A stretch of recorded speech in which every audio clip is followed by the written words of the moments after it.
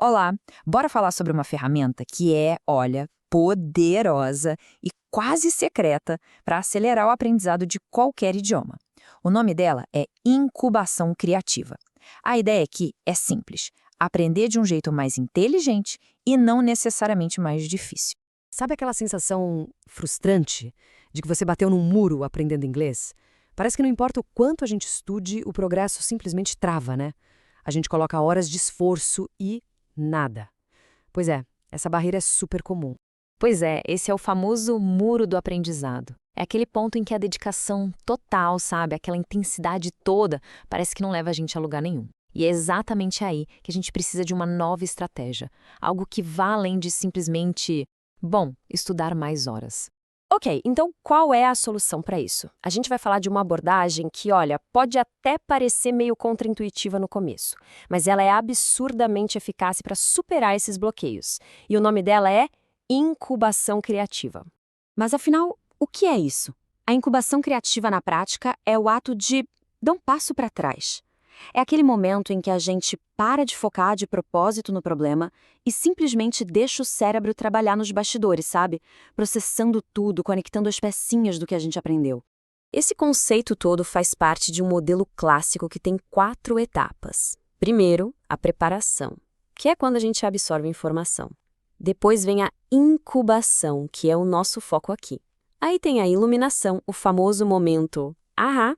E por último, a verificação. Vamos ver como usar essa tal de incubação a nosso favor. Certo, agora vamos para o que interessa, a parte prática. Como é que a gente aplica essa ideia no dia a dia, nos estudos de inglês? Vamos ver um passo a passo bem simples para integrar esse método na rotina. Então, a primeira etapa é a preparação. Pensa assim, é aqui que a gente planta as sementes. O trabalho é ativo, é intenso mesmo. A gente precisa alimentar o cérebro com todo o material que ele vai usar depois. Então é hora de memorizar vocabulário, ler textos, ver vídeos, fazer aqueles exercícios que realmente desafiam. Tudo isso é literalmente o combustível para a próxima fase. Olha que interessante esse contraste aqui.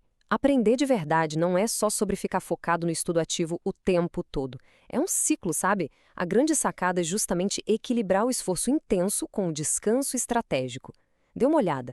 Atividades que parecem puro relaxamento são, na verdade, uma parte fundamental do processo. Ok, então, depois daquela sessão intensa de estudo, o próximo passo é incubar. Chegou a hora da pausa estratégica. E a ideia aqui é genial: combinar o descanso com uma exposição passiva ao inglês. Ou seja, o objetivo não é estudar ativamente, não mesmo. É deixar o inglês virar a trilha sonora do seu descanso.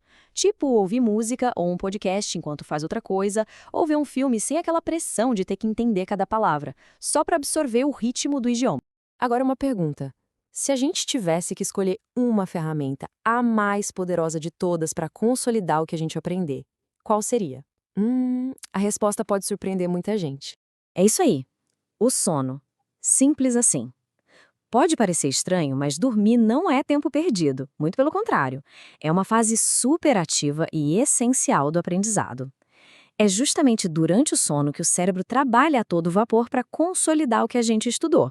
É que, enquanto a gente dorme, o cérebro está lá super ocupado, fortalecendo as conexões neurais de tudo que foi estudado. E dá para potencializar isso. Uma dica prática: antes de dormir, dá uma revisada rápida em algumas palavras ou escuta um áudio curtinho em inglês enquanto relaxa. Isso dá uma turbinada no trabalho que o cérebro já ia fazer durante a noite. E aí vem a mágica, a fase da iluminação.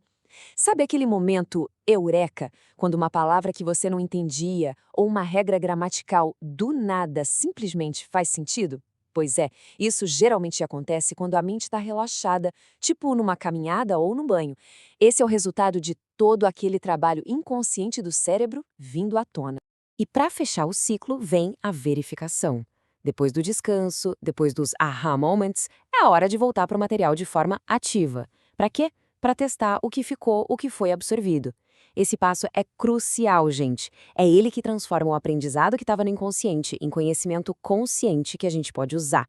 Então, é hora de testar o vocabulário, reler aquele texto, tentar escrever ou falar usando o que foi aprendido. É aqui que a gente vê o progresso e, pá, solidifica o conhecimento de vez. Bom, tudo isso parece muito bom na teoria, né? Mas por que funciona de verdade? Acredite, não é só uma sensação, não é achismo, tem ciência por trás disso. Vamos entender rapidinho a lógica do nosso cérebro. O ponto-chave é entender o seguinte: descansar não significa que o cérebro desligou. Pelo contrário, ele continua lá, trabalhando a mil, organizando o idioma, integrando palavras novas, entendendo as estruturas. Esses períodos de descanso são, na verdade, quando o subconsciente faz todo esse trabalho silencioso, que é absolutamente fundamental. E tem mais um benefício que é, olha, gigante. Um benefício emocional. Quando a gente respeita o ritmo do nosso cérebro, o aprendizado fica muito menos estressante. Aquela frustração toda diminui, sabe? A jornada fica mais leve, mais natural e, no fim das contas, muito mais eficaz. Então, o que a gente tira de tudo isso? A mensagem principal é uma mudança de mentalidade, de perspectiva. A questão não é estudar mais horas, é estudar melhor, de um jeito mais inteligente, que esteja alinhado com o jeito que o nosso cérebro realmente funciona.